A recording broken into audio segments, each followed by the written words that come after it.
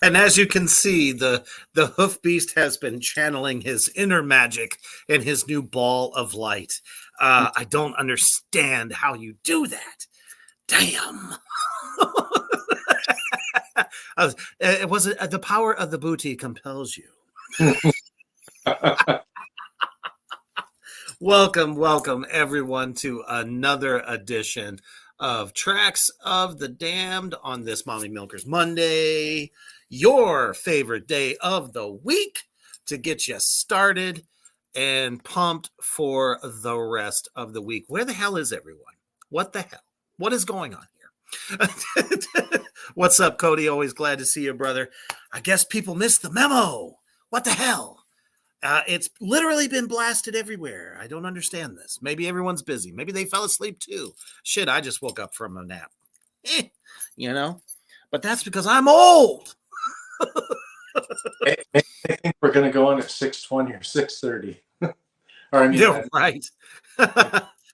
Well, you know, this time of year is so strange and weird that I think it affects everybody differently. And, you know, Mondays are Mondays. They're either really, really fucking good or they're just absolute shit bad.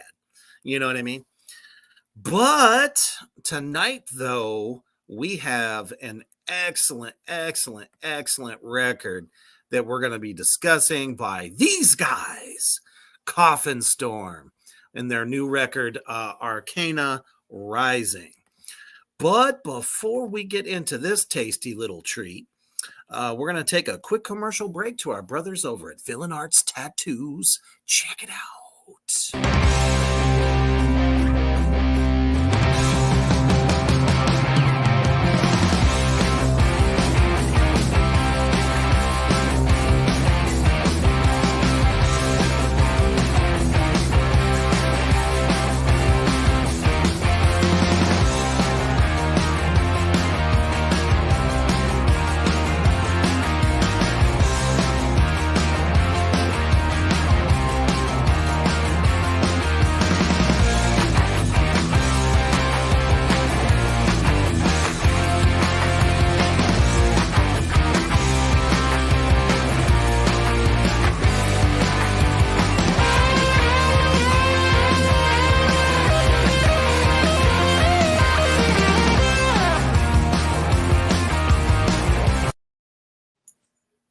That's right. Villain Arts Tattoos, biggest tattoo convention in the world.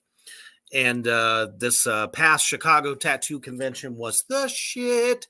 So if they come to your state, your city, your town, you need to get your ass there, get a high quality tattoo, check out the awesome performers and all the wonderful vendors, and possibly see the big bad devil daddy himself there as well. And I think I figured it out, because while we were rolling that commercial, I was like, you know what? Facebook must be at it again. Some people have said that they don't get the reminder that, you know, we're going to be going live. So it's like, oh, okay, I see what's going on. Kyler, what's up? We are definitely doing well, sir, and we hope you are as well. As always, share it out, share it loud. Wake up the dead. Don't give a shit what you got to do.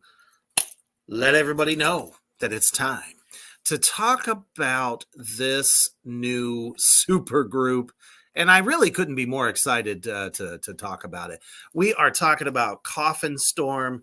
These three motherfuckers right here, affectionately known as Inferno and Mhm. Ease. And what's the other guy? I wrote it down here. Bestial Tormentor. Yep. I was pretty sure that that was the way to say it too. I just thought I would give it to you so I wouldn't have to go, damn, I hope I said that right. Three wonderful chaps from Norway. You know, a lot of them fucking Dark Throne members. And I forget the other band name, the other big one. But anyways, Or Aura Noir. that's it. Aura Noir. That's right. Yeah. Now, I I think know what you're thinking out there, Morgrot Universe. These three guys come together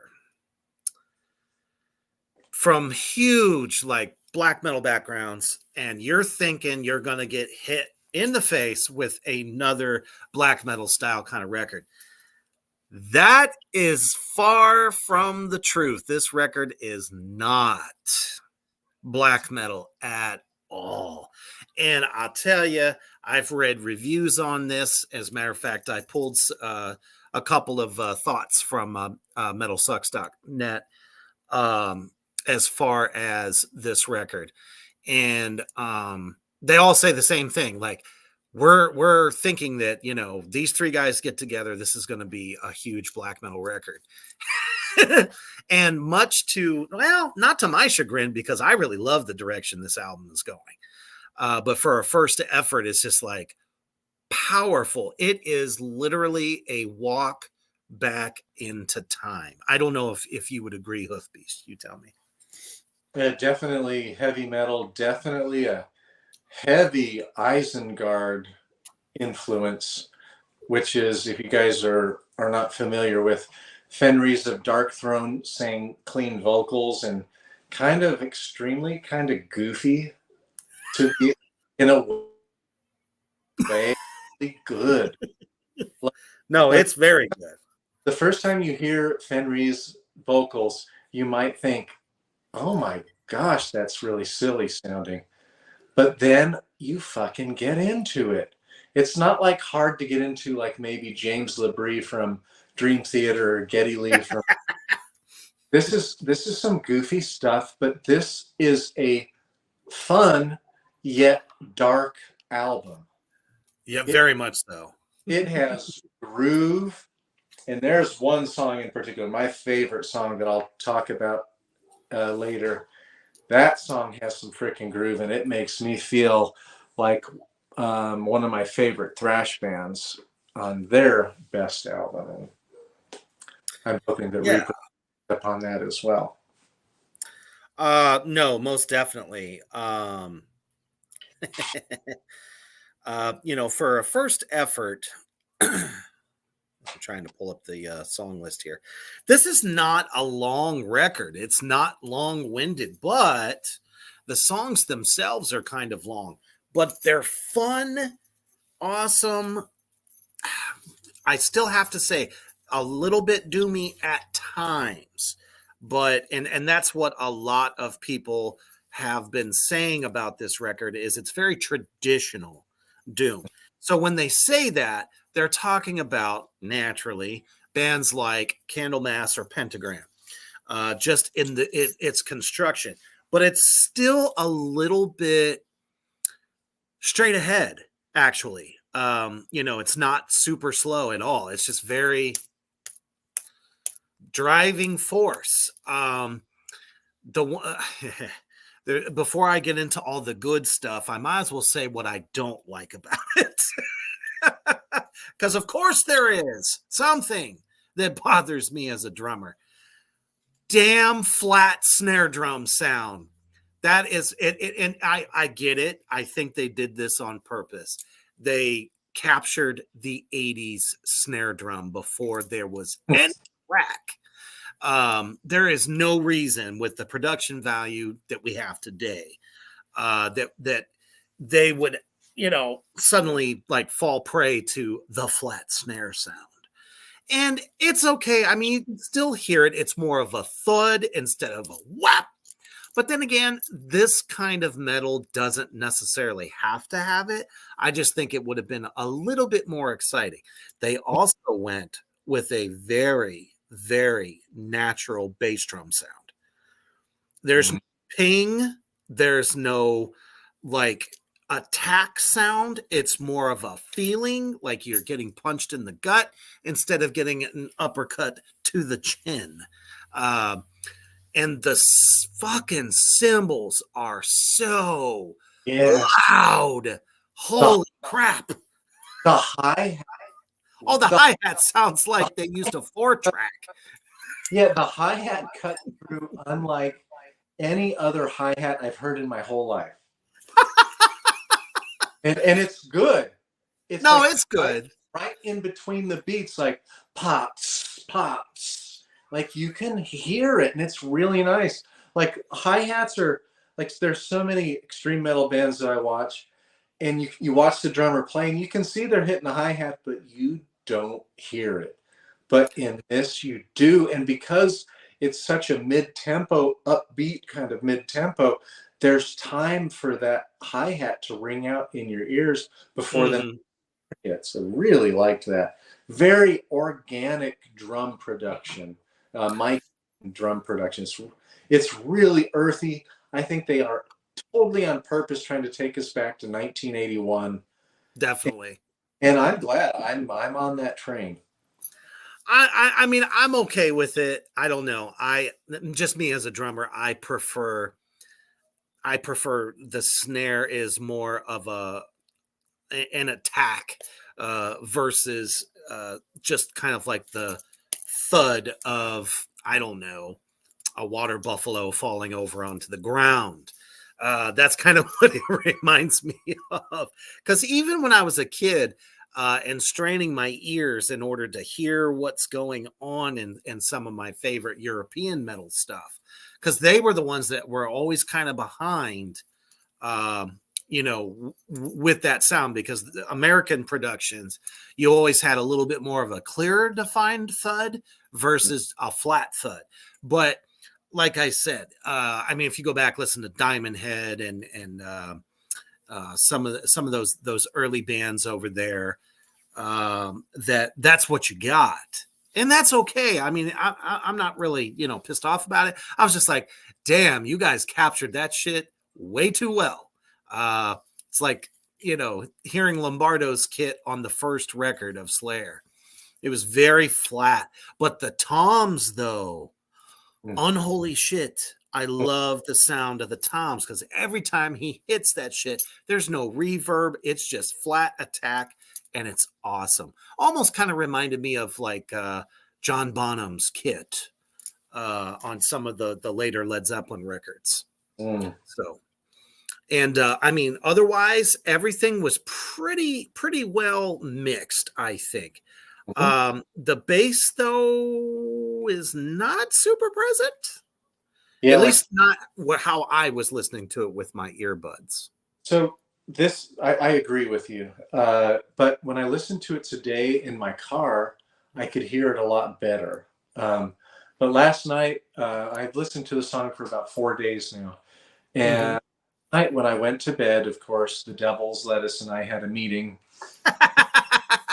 and Allegedly. No. this album is awesome on Devil's Lettuce. It's really good. It's kind of like, for me personally, not all doom metal, like Solitude, Nocturnus, Candlemass, I can go sober with that. This is a Sure. little repetitive, but it's okay. The songs are long, and they do Yeah. change things quite a bit in it. But it's it's something that I really, really got into a little bit better. I could groove with it more, and I didn't feel the repetition because the grooves are really catchy. All the riffs are very catchy, which can Mhm. be good, or you can get bored of them fairly easy.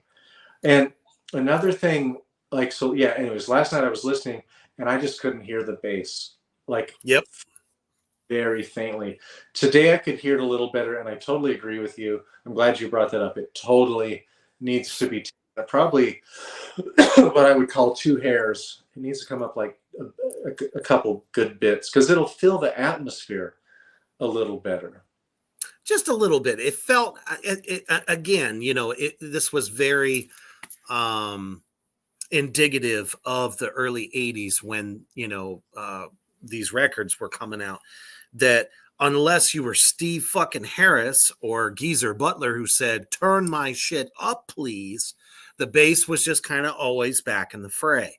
So I almost want to hear this thing on cassette. I think that would be really cool too.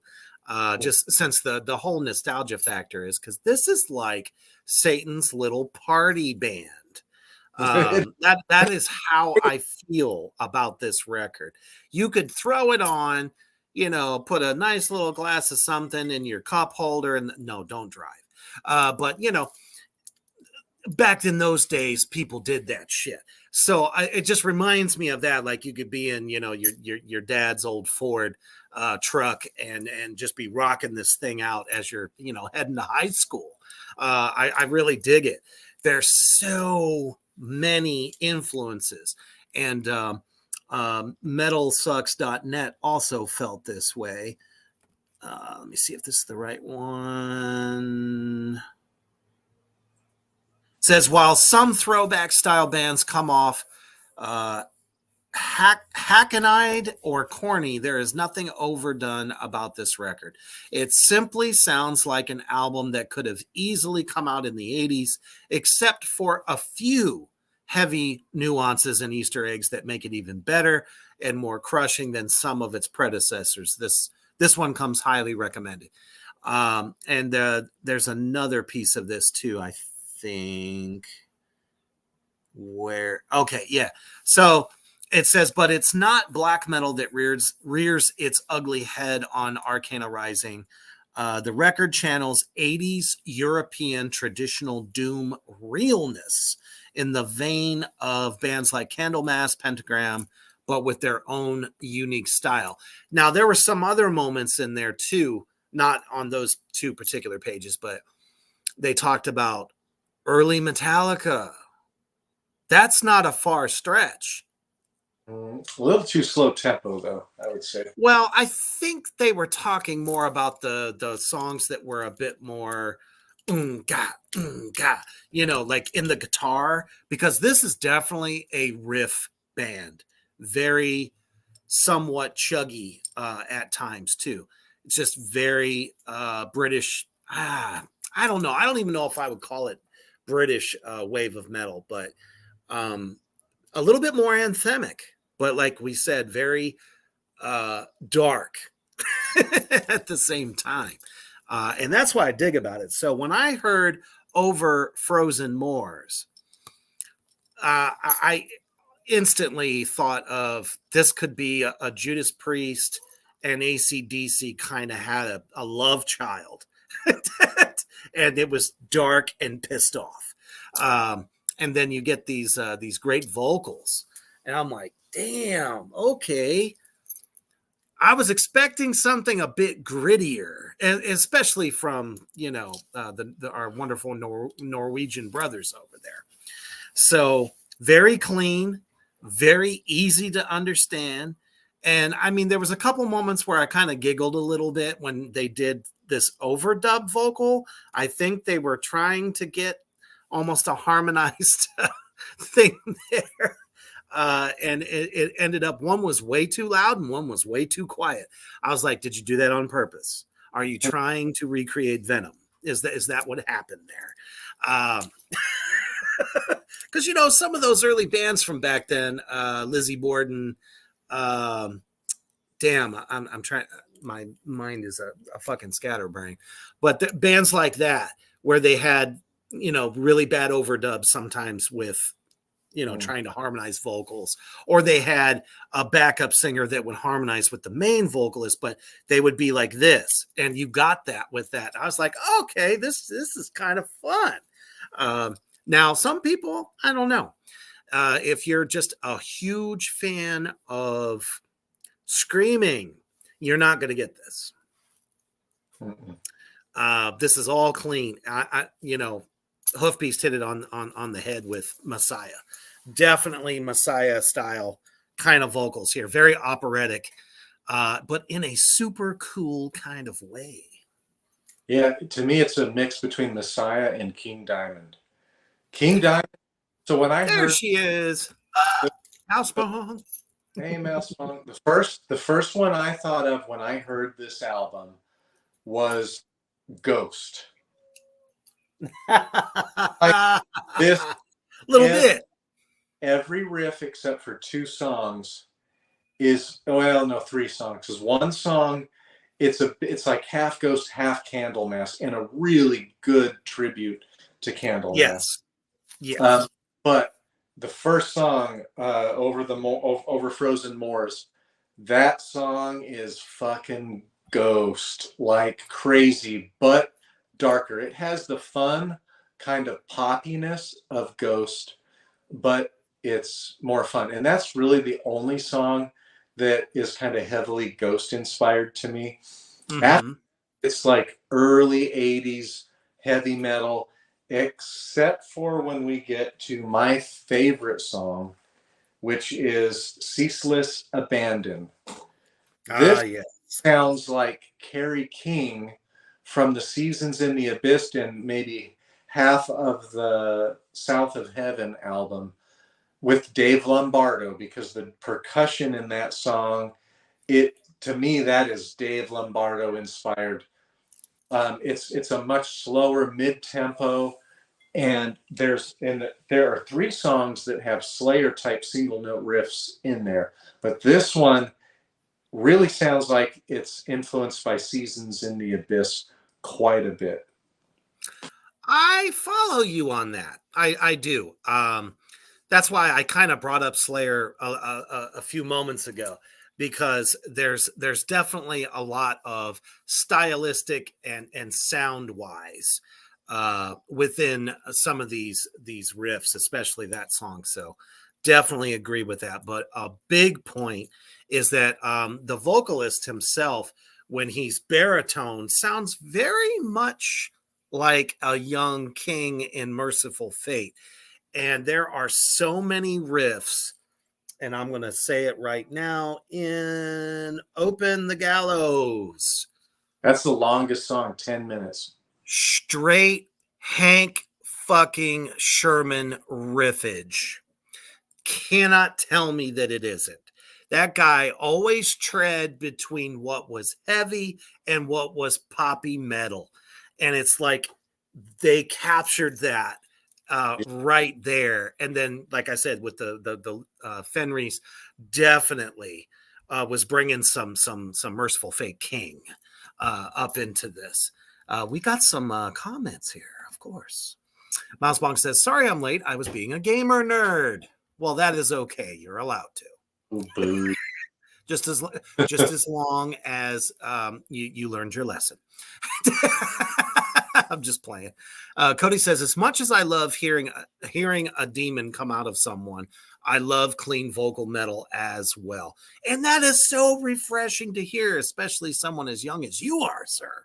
Because most people are like either really stuck to deathcore, metalcore kind of singing, instead of something a bit more traditional like this. So I'm glad that you dig that. And I do have an example to play. So we're going to be doing that here in a few minutes, because I figured out how to keep Facebook out of our business. Yeah. All I have to do, you know how when you repost somebody's face or Instagram stuff, you have to use a separate app in order to do that. So all I do is I pretend I'm going to repost something onto my page there, and then I put it over here instead. So you can't touch it. There's nothing. You can't touch it. So excuse me. Mm. Too much cheese. Anyway. That was awesome. What's that? That was awesome. So Mousebong says, dude, I fucking hate Ghost the band. We're not trying to say that they're trying to embody Ghost. It's just stylistic in the riffage a bit. It's a bit simpler, if that makes sense. She goes on to say, so I only just listened to this record, but I'm loving the old school tone. Right on. And then Elden Ring iOS just too fucking good. It makes me, oh my. I think I get what you're trying to say. Must be a lady boner moment. And then says, do you all game? We could do most metal fucking games ever or something if so. You're just having a ball over there, aren't you? All right. But yeah, that's kind of where we're going with that. Oh, yeah, that's what I thought. She definitely let us know. Nothing wrong with that. And she says, I can't type tonight. I've had too many drinkies. See, it's the power of the secret devil juice that brings us all together on Monday nights. Devil juice and devil's lettuce. I mean, what else is there to do on a Monday night? Come on, be real. Oh, Cody says, I'm back. This program for sculpting has crashed my PC. Oh, I'm sorry, dude. That sucks. But I'm glad you're back. It seems like everyone's like, I don't know, somewhere else right now. I don't know what's going on with that. Then again, like I said, Facebook, YouTube, maybe the whole stupid thing has gotten all over the place. Mousebong, I do not game just because I don't have time, but I do have a Xbox One, and I like all of the Gears of War, and I like Call of Duty. That's what I play. Because I just How can you not love those two games? But what you need to add is Left 4 Dead. I have a few. You gotta have that, and you have to have some Halo. Yeah, I've tried Halo. I've tried a few others. There's one that's a zombie game, Dead Rising. Dead Rising is super good as well. I played like Dead Rising 4 or 5, and I loved that game. That was a lot of fun. Getting in the car and just mowing all of the Easter Jesuses over. Of them over and then take the weed eater to zombie Jesus's head. And well, sure. But Left 4 Dead is even better though, because they have some really fun mutated zombies that you can kill. They're like big bosses. One of them being the smoker. He has a retractable tongue that all he does is show up and go, yeah, and then spits it out, grabs you, and you have like 2.5 seconds to shoot him with a shotgun blast. And then it's all good, and he blows up in a green mist of smoke. And then you have the fucking tank. God damn it. This thing is so huge. He looks like a mutated Incredible Hulk, and Hunchback of Notre Dame had a love child. And he's like, you know what I mean? When he runs, the whole ground, the whole screen shakes like, dun, dun, dun, dun, dun. I mean, you should really put it on like theater sound for this shit. And you just have to beat the fuck out of him until he dies. It's so much fun. Let's see here. Oh, shit. We got a lot of comments now. I agree with you. Well, Call of Duty's not that tough. But for me, I'm more of a Black Ops player. I enjoy that a little bit more. Mousebong says, Left 4 Dead is one of the most fun gaming experiences with friends. I mean, that's really what it's created for. She says, dude, I was just playing Dead Rising 2, the one in the mall. That's my favorite one of that series. That's the one. I absolutely love that one. Yeah, that's the one I played. I thought that was like Dead Rising 4 or 5. But yeah, Hell yeah. Cody 'cause- says there is a game based in metal. The more you play, the faster the song goes. The levels interact with the music. Oh, that's cool. You'll have to slide me what game that is. Sweet. Oh, he said it's called, of course, Metal Hell Hellsinger. Yeah, Hellsinger. I was gonna say Slinger for a second, but I guess not. Sweet. All right, cool. Back to now that we've got all of our favorite games out of the way. Back to uh, shit, Coffin. Storm. There we go. And how metal is that name? Coffin Storm. Who the hell would not, automatically say this is going to be a fun band with a band name like that? Seriously. Another one that I really, really dug.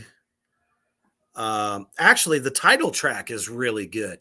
I would almost venture to say that the first two songs are very similar in its construction.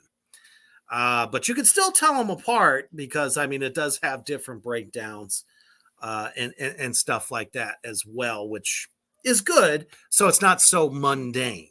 I definitely did not find myself flipping around like, okay. No, I would listen and, like the metalsucks.net said, they leave a lot of little Easter eggs in there too. So actually, let's go ahead and give them a listen to one of these tracks.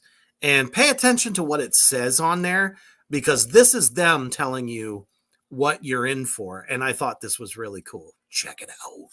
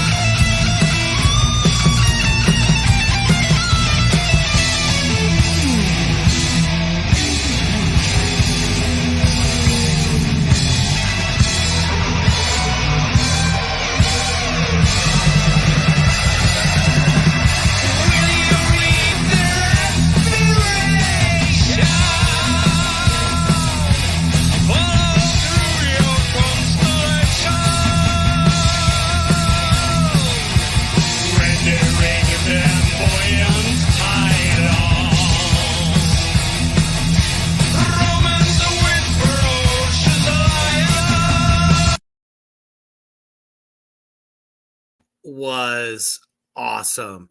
Wear denim, raise a beer, and bang your head. I mean, come on. They are telling you we are fucking fun. We are a party band. And I mean, if you can't tell from that was total 80s influenced, something's wrong with you. You know what I mean? Um, from the guitar solos, and I finally like grabbed it out of my brain after listening to that.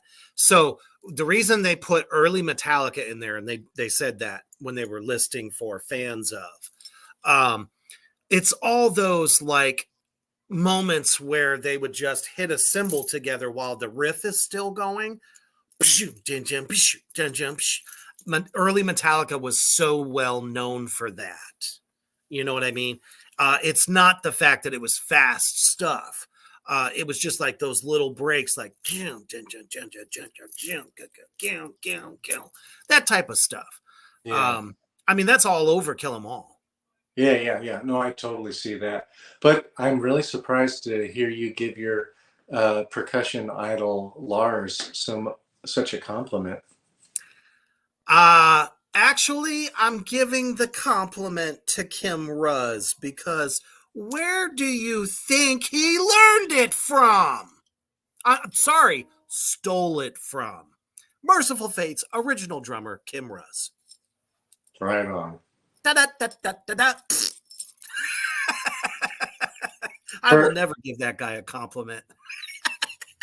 Part of this album, I hear Celtic Frost in there, especially in Arcana Rising a little bit, but then once it picks up, it's more like an upbeat Ghost to me, or upbeat Ghost, or it's a little bit more proggy, like a King Diamond to me.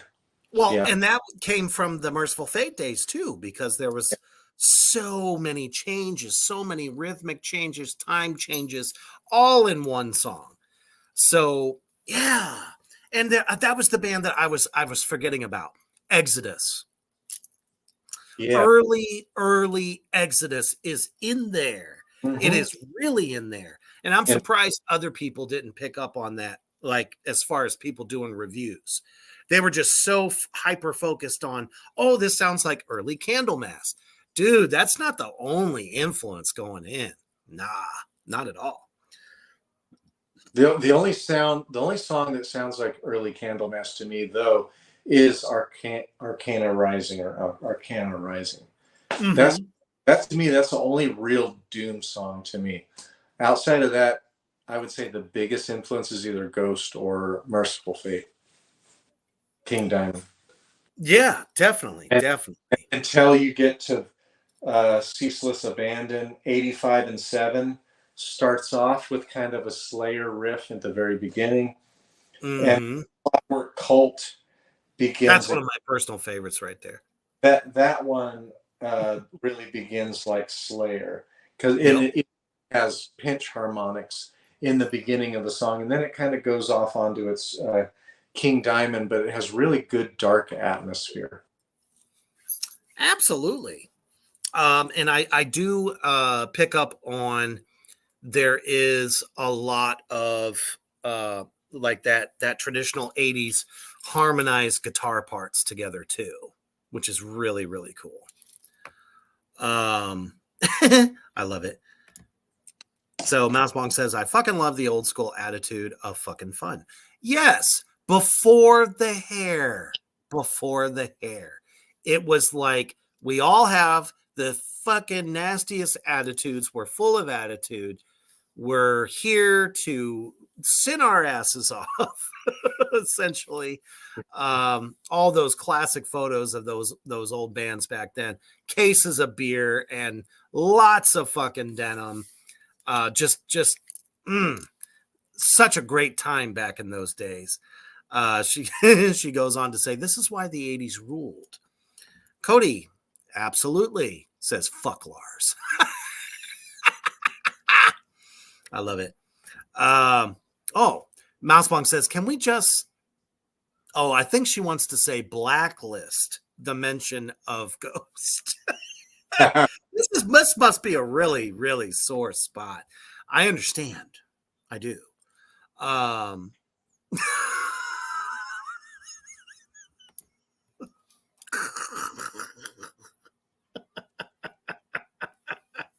I love it. She goes, Ghost equals Lady Boner Killer. Womp womp. Okay, I guess there will never be a mention of this ever again unless there's a reason to make fun of them. We can do that. Oh, shit. Cody says, about as sore as sleep token. To me, that's a whole new level of shit. A new level Yeah. of putridness. No power. I love it. Oh man.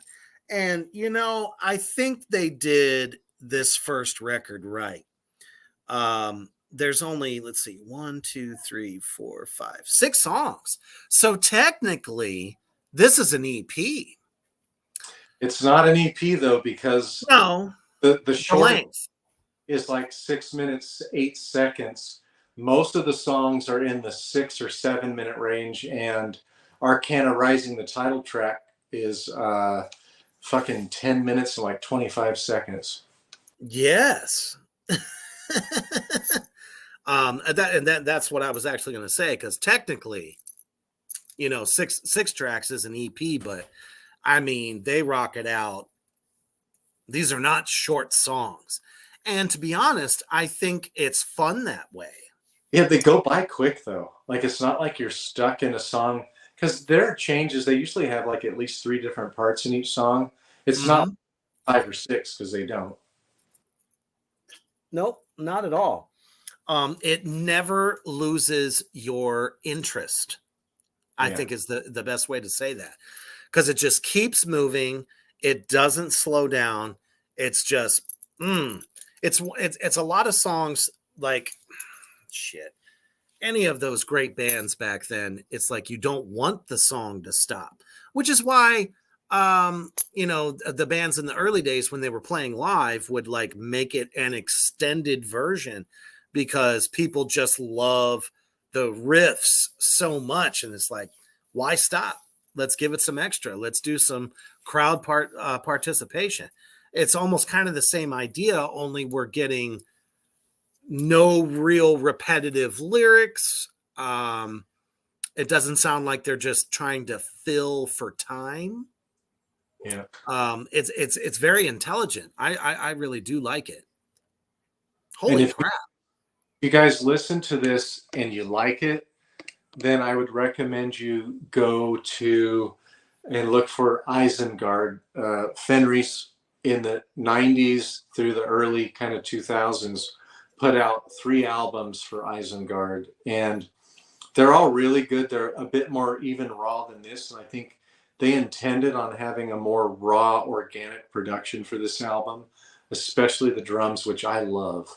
And when you hear the new Human the Hoof Beast with Reaper on drums, you're going to hear that as well. But you'll have more snap. Now Well, that sure. it's prominently displayed in there. But if you like this, you'll very likely like Isengard. There's a few tracks in the Isengard albums where, because in the early days, Fenris did a bunch of the vocals as a drummer, and then he does it a little bit with Isengard, but it's mostly this kind of power metal, kind of goofy kind of vocals. They remind me a little bit of Bruce Dickinson from time to time, really drunk and kind I of could see that. like a slowed down Bruce Dickinson. It's so goofy, but if you give it a chance and go through the album like 3 or 4 times, that's what it took for me. Now I really like it. So would I buy this album? I think so. It's too much fucking fun and it's catchy and there's some good breakdowns in that fucking Slayer inspired song Ceaseless Abandon. I love that one because I miss Dave Lombardo when he's playing these slow grooves. And for this song, you have a slow Slayer-like groove. And I challenge, especially Mousebong, to prove me or to either support me or challenge. Yeah, Seasons in the Abyss was just that record where they kind of figured out if they dial it back a little bit, let some groove into the world. And there are moments on some of those other records where that does come through, but a little bit more so, obviously, it's more blatant on Seasons in the Abyss that they can actually do some really good grooving and just really good chug riffing without having to be so fucking fast all the time. Cannibal Corpse has done this too, people. Some of the great hailed death metal bands have done this. So there's nothing wrong with that because it can still be brutal. Sometimes even more brutal when you have a bit more groove to what you're doing instead of just all the way through. And one of the things that you had mentioned earlier also that I was going to touch upon is the reason you hear the hi-hat even more so prominently, because when you're playing this very straightforward, more kind of metal, you're going to hear it more because they can hit it fucking harder. When you are doing extreme metal drumming and blasting and hyper blast and all gravity blast, all that shit, you watch the videos of these drummers doing it, they are not hitting hard at all. If you did, you would burn your fucking forearms out. I can attest to that because I've done it in the past. You cannot muscle through that shit. They're relying on the fingers more than they are the wrists. Because when you're wristing more than you're using your fingers, or fingering, if you will, you can't beat the hell out of it. So with this kind of good old fashioned, barn stomping metal, you can definitely hit harder and have a hell of a more fun time. And that's the thing that keeps popping up through all of this, the discussion of this album. It's fun. It's like, wait a minute, we remember the time when metal was fun, but it's still, like we said, very, very dark. Let me see here. But it's not cheesy like No. Mouse Bong's favorite band that she doesn't want us to bring up. I love it. Let's see. Here it is. Mastering work was completed by Jack Control at Enormous Door, Dark Throne, and cover art appears courtesy of Polish artist. I can't say his name. I think his last name is Kamita. The first name is Maciej. I had a Polish foreign student one time. That's Maciej. Gotcha. Polish So is a lot like Turkish. Turkish uses some of the same characters that English uses, but it has a totally different sound at times. Mm-hmm. So, I mean, it was kind of, it's kind of, it makes total sense. Dark Throne produced this record. Another thing you hear in here besides the King Diamond, is you hear Dark Throne in there as well. It's there. It's definitely there. And they're kind of more sludgier albums. Yes. Which I absolutely love those. It's kind of, it's like I listen to so much extreme metal, and I'll listen to Catatonia from time to time or Tesseract, and then at work I can't listen to extreme metal because I don't want to piss people off or just scare them away. But this is a really nice change up for me, because I like having this to go to, because I've said it in the past. I have a much harder time getting into power metal. It's just, especially the woman fronted power metal, like I really just don't like that. And a lot of the other power metal bands are just boring or cheesy to me. The problem with some of those bands are there's no depth to it. And I understand what you're saying about the female fronted power metal. It kind of ends up being so poppy that the metal part gets lost. Yeah, and a bit sappy too. At times, sure. Absolutely. Or whiny, dare I say, kind of like Evanescence, like in fucking girl. But if we were talking about Powerwolf, though, pretty good stuff as far as power metal goes. Right. But yeah. it's a very slippery slope, though. You either have the good, which is more like a Powerwolf style band, and then there's Dragon Force, where they're just simply trying to outdo Iron Maiden, which will never happen. They just try. They're so focused on guitar wankery. I've seen Dragon Force, and I was bored. Oh my god! Oh, look at all the tricks I can do! Ooh. Yeah. I mean, come on. I mean, we were definitely very awe-inspired of a lot of the great soloists, but they were solos, though. It wasn't, they had a good balance between riffing and soloing. Dragon Force is a little bit too more, like you said, on the solo aspect than they are the riff aspect. So Mousebong says, I'm super picky for power metal too. I would never tell someone I love power metal because I only like certain bands and certain albums. Well, and that's basically what we're trying to say. This album that Coffin Storm has done is definitely not a power metal record at all to me. It really doesn't come across that way. And apparently, other reviewers also noticed that this is not really a power metal record. Mm-hmm. It's all about everything that goes into it. Let's see here. Mousebong says, I personally know Herman Lee, the guitarist for Dragon Force. And he is an absolute gem of a human, but I'm not a huge fan of Dragon Force. And that's okay.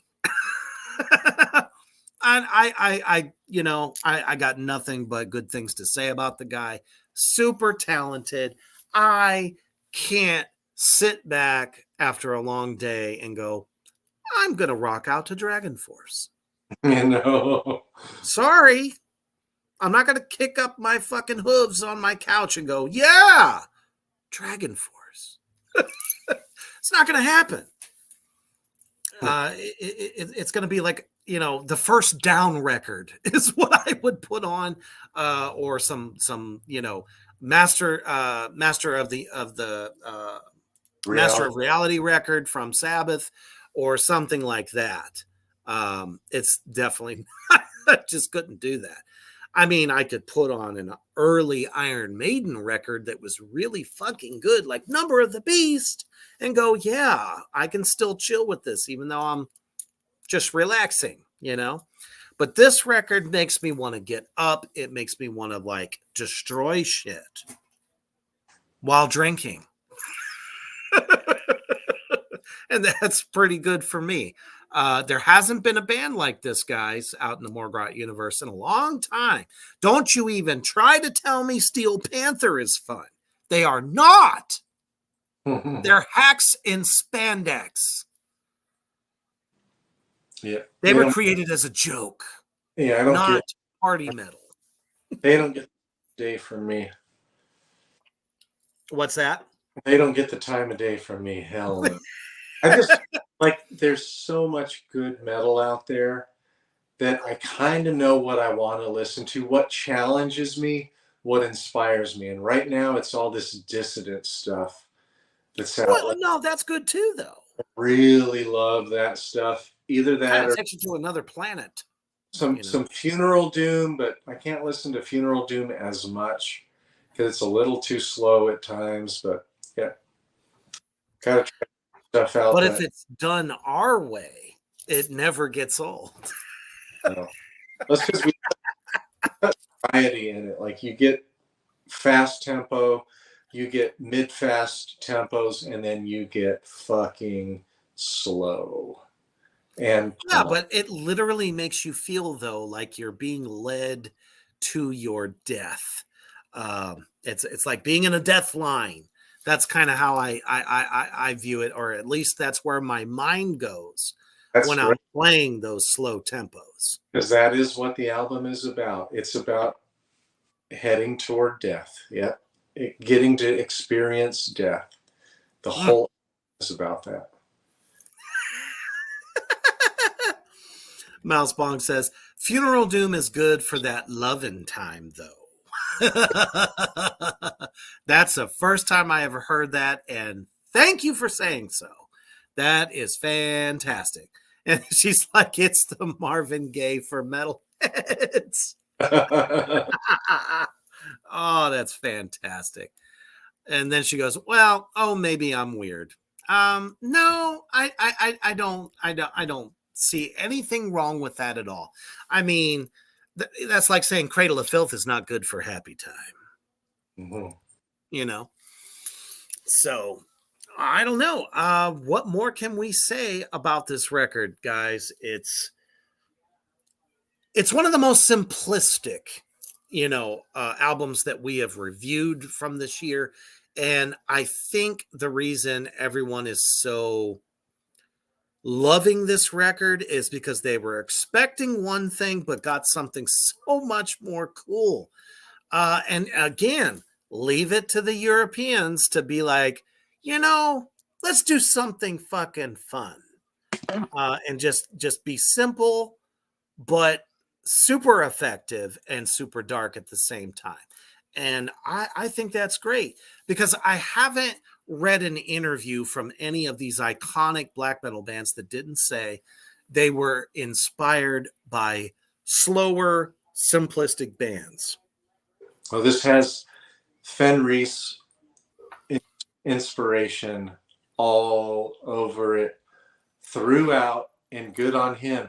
There's interviews from back around like the third Isengard album coming out, and he talks about that kick, snare, kick, snare, kick, snare, kick, that mid tempo, but really cracking the fuck out of it. And and I Super think effective.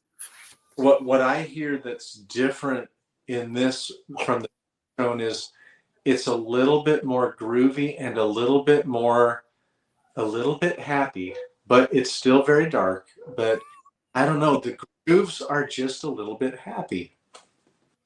I think you have single-handedly created a new subgenre of metal known as goofy metal.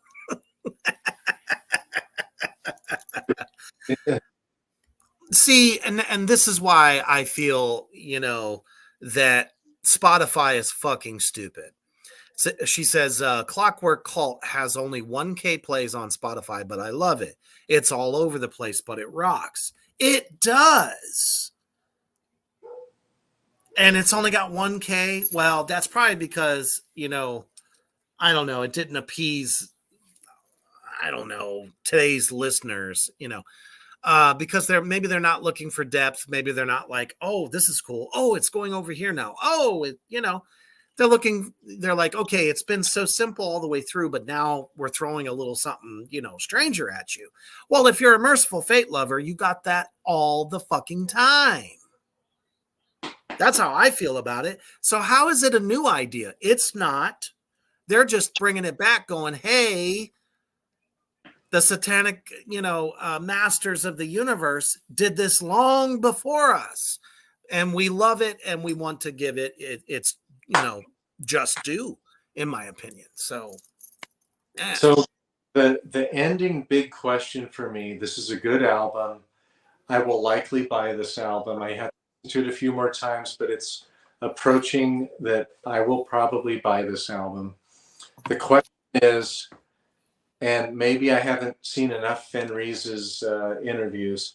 Will they go on tour? Because he, for whatever reason, does not like to tour. now that's weird. I don't know why you wouldn't want to. That's just me.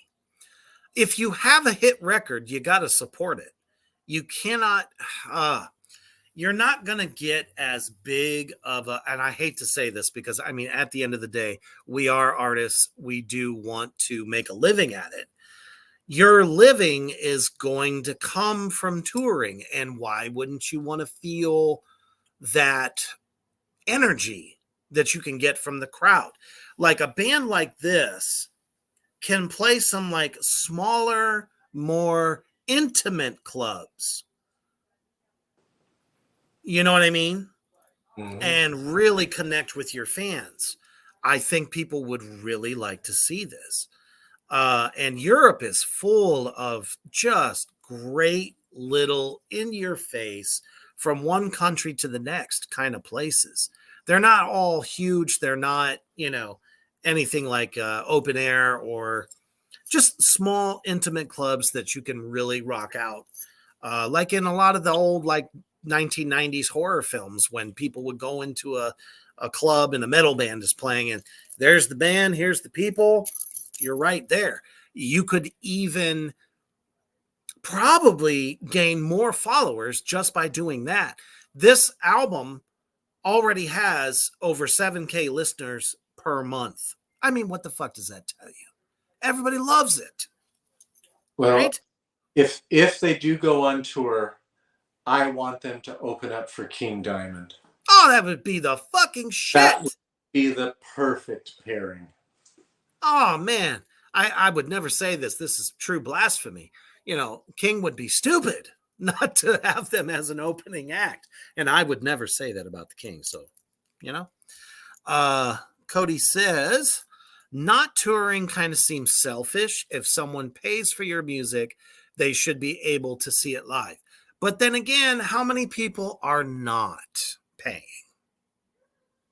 Yeah. See, that's the double-edged coin. The fact that you can get this record, I can get this record right now. We obviously did right there on Spotify. It didn't pay a fucking dime. That just helps get it out to the world. You know what I mean? The people that are truly buying it is people that buy merch, they buy a physical copy, or they add it to their vinyl collection. And like I said, since they're, a European band, I think that they'd be missing the mark if they, since cassettes are so huge over there right now, put some cassettes out of this thing. I'd buy that. I don't have a cassette player, but damn it. I'd like to say, hey, look what I got. I got a fucking cassette. I feel like I'm 11 again. In 3 or 4 months, you can come over and listen to it on my cassette player. Oh, hell yeah. There we go. and I'll have a bottle of Jim Beam awaiting us. Oh, man. Nothing hits like a good old beam in the middle of the afternoon. Tell me I'm lying, folks. I'm empty. I got to get more. Okay, this is an interesting point. But what about the introverts of the world that want to make music? Do you know how many of the greatest bands of all time are actually all, I don't know if you call them closet introverts, but there's something that happens when they step onto a stage where that no longer matters. Mm-hmm. I've played alongside of some people that hate being out around people or don't really speak much. They don't like being put on the spot. They don't like doing interviews. But damn it, the moment they're on stage, they're not thinking about that. They're only thinking about the music that's being created. So keep that in mind, because I think that's a very valid point. All Reese would say as well, look at Dark Throne. We haven't had to play, and we've got a great following.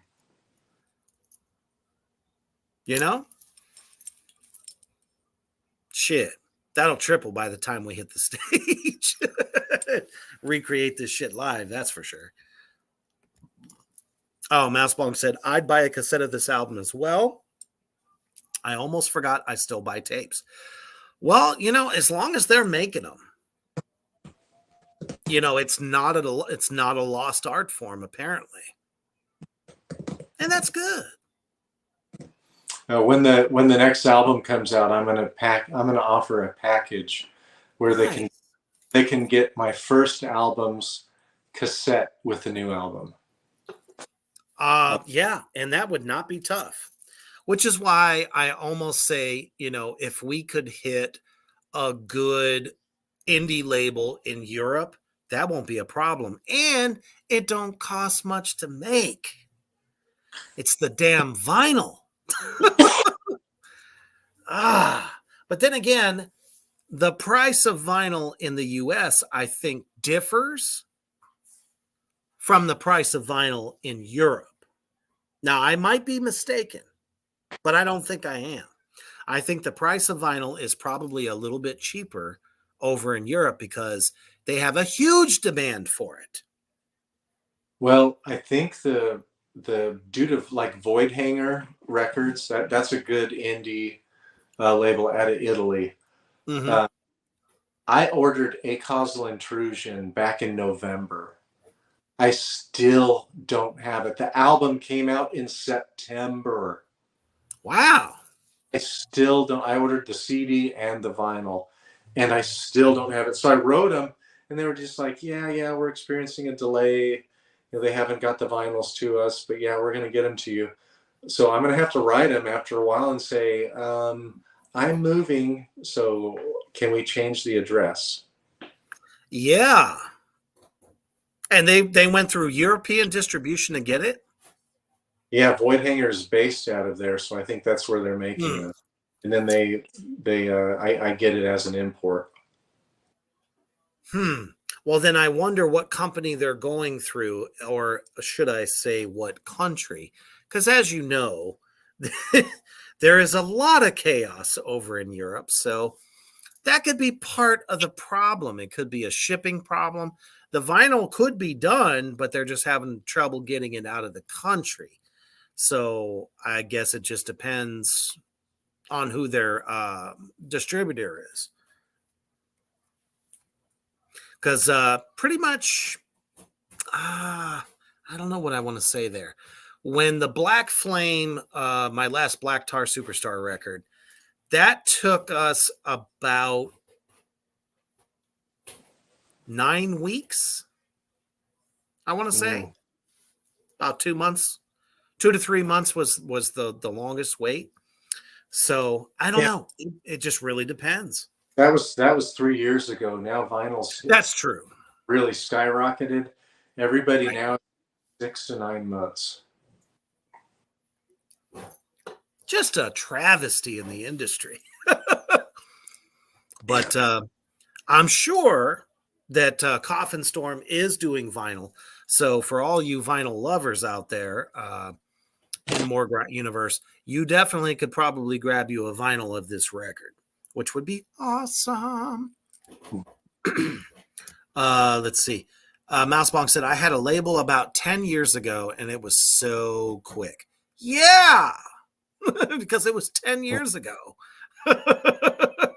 For sure. It's like, I don't know. The first American thing is, oh, somebody's got great interest in this product. Hike it up. Seems like that's the way. I don't know. Cody says, I'd like to find an old tape player, but hell, I can't even find a CD holder even at Goodwill. Really? Hmm. There's got to be a place online that you could get. I've seen it. If you can get a brand new fucking um, vinyl record player, there is cassette players, there is CD players, and at most, if you gotta use your game system, they play CDs too. As Yeah, far as I no, know. if you go on Amazon, and a Victorinox, I think it is, and it plays vinyls, CDs, Bluetooth, Damn. auxiliary, and cassettes. It has all of that, Holy shit. and FM That's radio. your one-stop fucking place for that shit. God damn. I think I paid Uh 140, $125, something like that. that's pretty modest. Sounds Pretty modest of a price. Mousebong says, I just bought a Ghetto Blaster with a dual deck cassette. Oh, that's awesome. Oh shit. Yabelka has been in the fray this whole time. Welcome. We missed you. Said, I have a portable CD and cassette player. Oh, tell me you have the fuzzy earphones from back in the day. You know, the ones where the pads fall off after a while. That's what I remember, because that is what I used to use when I was practicing drums back in the day for 2 hours after school every day. Damn, the good old days. So much fun. Well, I gotta say, guys, I'm gonna give this a 4 out of 5. If I'd give it like a 3.5, maybe a 4 out of 5. It's good though. Like 3.5 to me is quite good. And Oh, yeah, especially this current status. maybe I would give it a 4. Um, Usually, what I give 4.5s to 5 stars are bands who are either like Marduk or Watain, who are showing us an excellent example of what black metal is. It's either that or it's the nightmare, artificial brain, acausal intrusion, these bands Ahab that are really pushing boundaries. That's what I reserve 4.5 to 5 stars. And that's great. I think this is a shining example of a band that is not, obviously not as extreme as a lot of these types of bands, but they're doing something for metal that really has not been done. I will never, and we've said this more than once, I will never put fucking Coffin Storm next to Ghost in the same sentence. I would never do that. Why? Because Coffin Storm fucking rocks. It reminds us, it takes us back in a way that is still relevant today. Ghost was relevant for people who don't want to admit that they like metal. Yeah. I don't even call them metal. They're goddamn hard rock. Cody says, I pulled those pads off. I remember listening to Godsmack Awake on a portable tape player on the school bus. Nice. So it's good to know that you also had that experience as a kid. Because, I mean, shit, we had Walkmans. That's the way it was. It's what we had. It was something that we kept on ourselves at all times. It was as essential as breathing. Same thing happened when the CD Walkman came out. So, you know, either way, super important, super cool. And we made tapes with our playlists on it to share with our friends. The like, hey, true mixtape. Check. Especially if there was, like for me being a guy, a special lady that I wanted to live. That's called the romantic what do you call it? The romantic mixtape, where literally the name that you stuck on this was the girl's name. Be like, Jenny's Jams. Those were the days. All righty. Well, we thank you guys so much for joining us tonight on this Mommy Milkers Monday. So much that I just have to, play it again.